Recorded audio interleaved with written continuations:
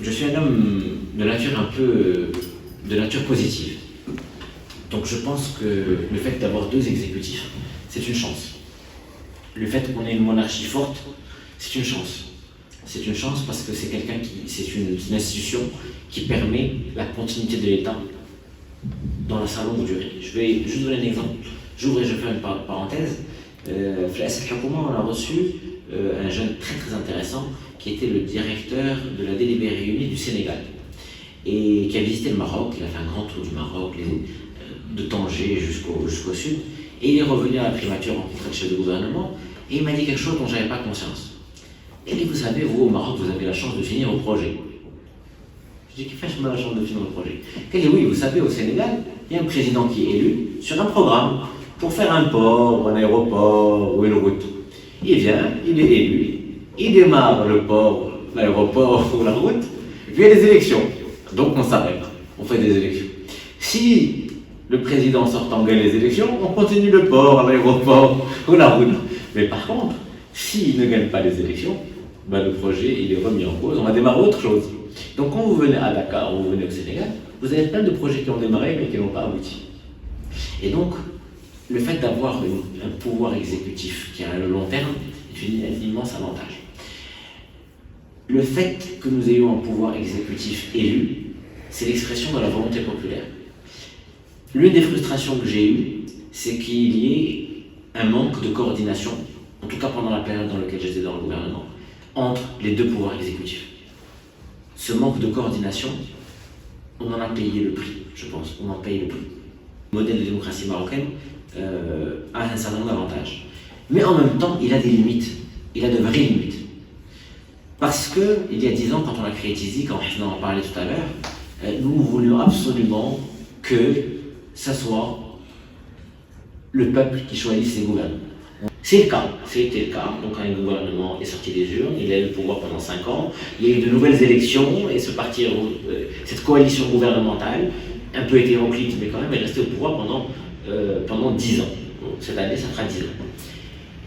Et de l'autre côté, on ne peut pas nier, quand on fait des analyses très factuelles sur les taux de croissance, on a eu les taux de croissance entre 2000 et 2010 qui étaient de l'ordre de 3,5 à 4% en moyenne, alors qu'on a eu sur la deuxième décennie 2010-2020 des taux de croissance qui étaient de l'ordre de 2,5%. Donc au moins un point de croissance et avec beaucoup plus de chômage des jeunes notamment. On ne peut pas dire que c'est seulement la faute du gouvernement, il y a eu la crise du subprime, il y a eu le printemps arabe, etc.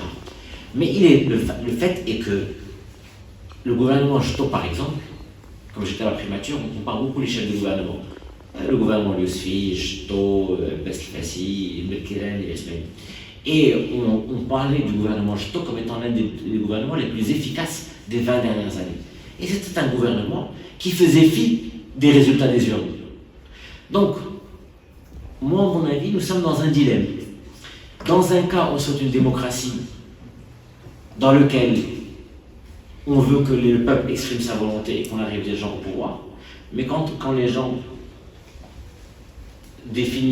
choisis par les urnes arrivent au pouvoir, ils n'ont pas nécessairement toutes les compétences pour aller vite dans les réformes et on perd du temps. Donc la démocratie nous fait perdre du temps en termes de développement et c'est les conditions de vie des gens qui diminuent. La santé ne s'améliore pas, l'éducation ne s'améliore pas, l'emploi ne s'améliore pas, il y a beaucoup plus de chômage de jeunes.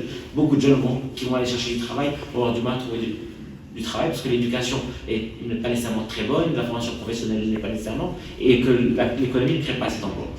Et le deuxième aspect, c'est que nous voulions des gens très compétents au pouvoir. Donc je pense qu'on est dans un dilemme.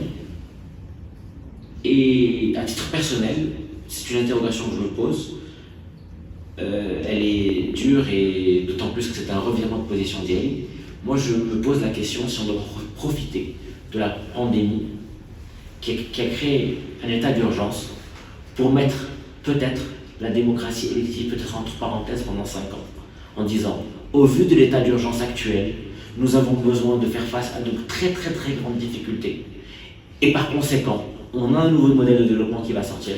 Nous avons besoin d'un gouvernement qui va déployer ce nouveau modèle de développement. Ça veut dire que c'est un recul démocratique ou un stand-by démocratique.